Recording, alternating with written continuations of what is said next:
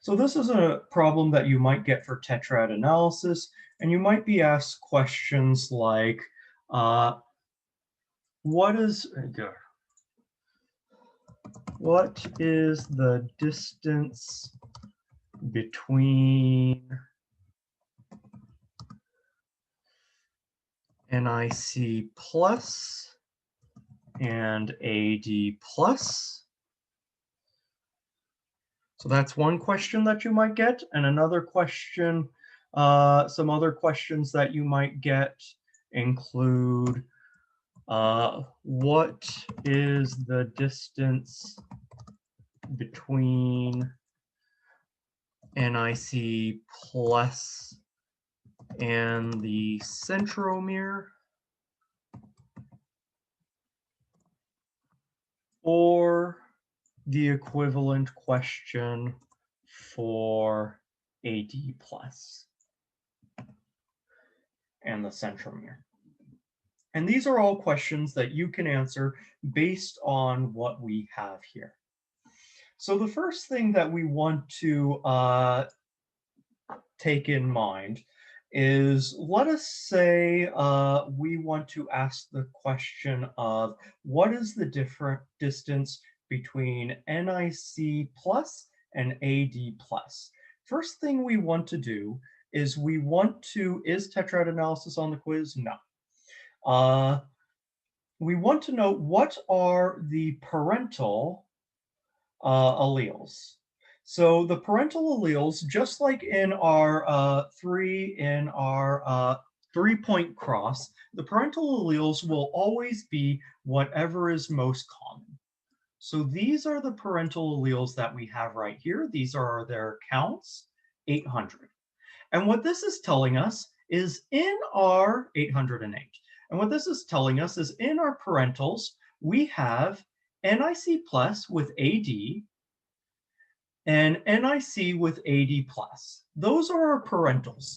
And what we're going to be looking for is discrepancies between discrepancies from that in each of these different columns that we have here. So when we look at this, what we actually see is we have NIC plus combined with AD plus and NIC combined with AD. None of these that we see here match our parentals. So this is our non-parental ditype. Ditype indicating that we have two different types of gametes, the plus and the plus, or the minus and the minus. And none of these match the parental. So let's go ahead and move on to this one. What do we have here? We actually have four different types: plus plus, plus minus, minus plus, minus minus. Four different types of gametes. And keep in mind, we call this tetrad analysis because there are duplicates here. These that I am boxing in here will always be the same. They should always be the same, with some unique exceptions that we're not really going to worry about for the sake of these questions. However, I'll note that we have four different types here, and that is a clear sign that you are dealing with a tetratype. Tetra indicating four, so four different types. So this is our tetratype that we have right here. And so let's take a look at this one. We have plus minus, minus minus, plus plus, minus plus. Again, four different types. This is another tetratype. Here we have plus minus, minus plus, plus minus, minus plus. These are actually our parental ditype. It does make a difference, the fact that we don't have the same ordering here, but that difference is going to come into play for our centromere, our distance to the centromere calculations, as opposed to our distance between NIC and AD plus, because these parental combinations are still retained. The plus and the minus and the plus, just like what we saw here. Here we have plus, plus, minus, minus, plus, plus, minus, minus. This is again the non-parental die type. And here we have plus, plus, minus, minus, plus, minus, minus, plus. This is another tetratype.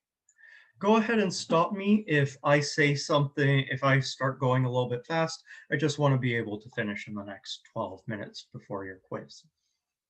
So now that we've identified the non-parental die types and the tetratypes,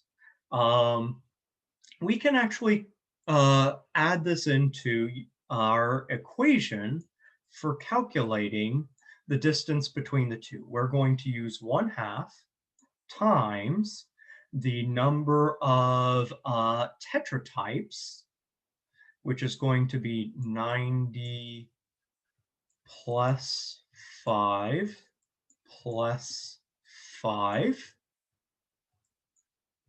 plus 6 times our non-parental die types, which is 1 plus 1.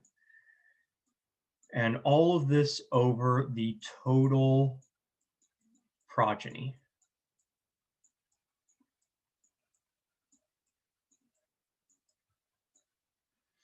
And this is our distance between the two genes.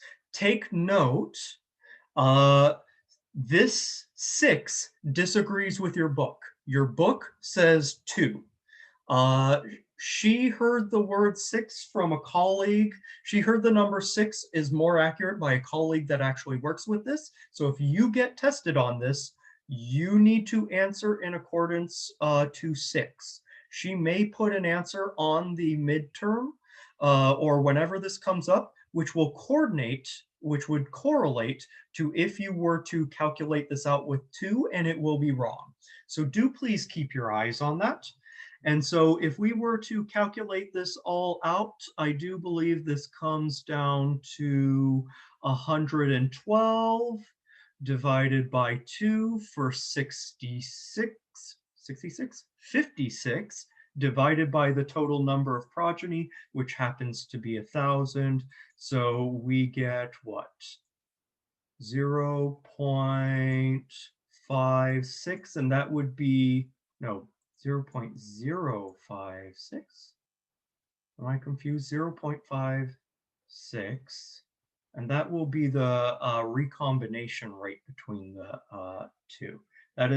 That's actually not the distance, that's the recombination rate.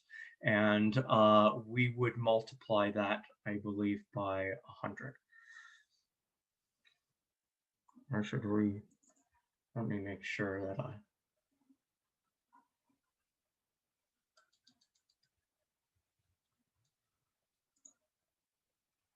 so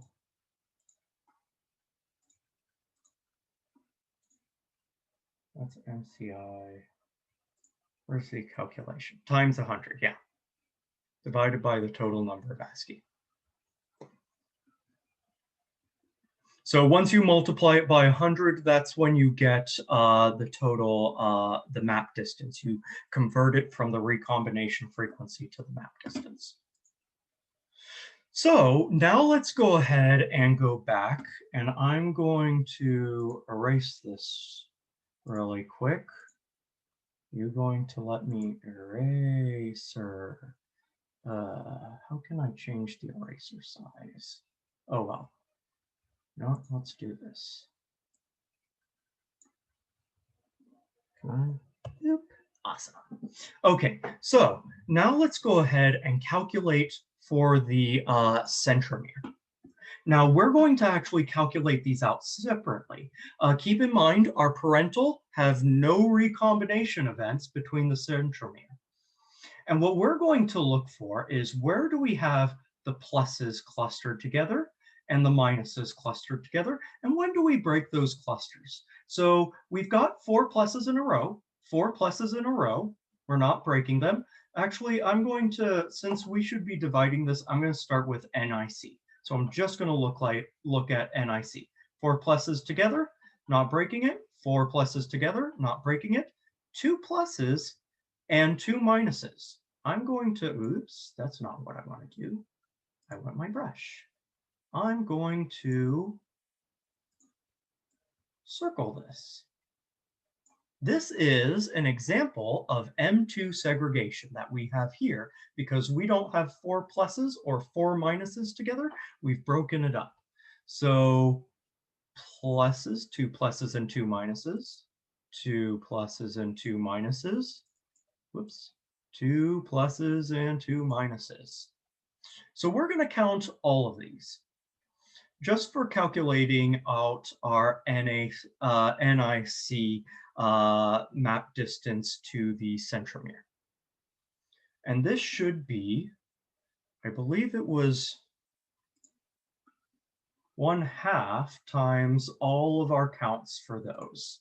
Double checking, yes, divided by the normal. So let's go ahead and draw that out. That is going to be 1/2 times all of our counts associated with these M2 segregation patterns.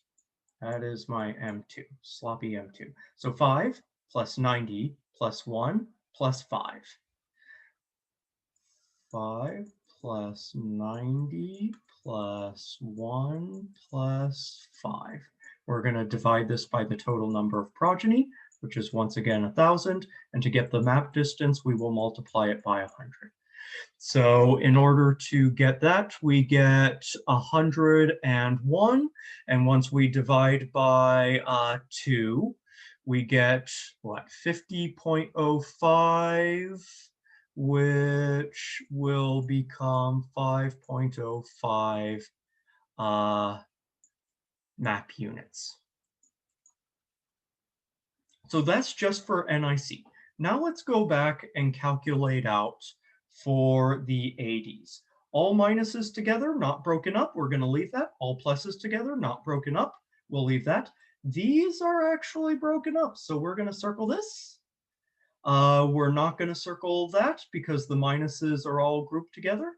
These are broken up, and these are broken up, and these are broken up. So we're going to calculate this out separately the exact same way. 1/2 times, this is going to be 90 plus 90 plus 1 plus 5. 90 plus 90 plus 1 plus 5. And just like we did for the NIC, we're going to divide this by 100, divide this by the total number of progeny, and multiply this by 100 in order to change it from frequency, recombination frequency to map distance. And I believe we get 186 divided by 2 for 900 for 93, my mistake, and that is going to become 9.3 MU, which is synonymous with CN, or centimorgans. Any questions related to that?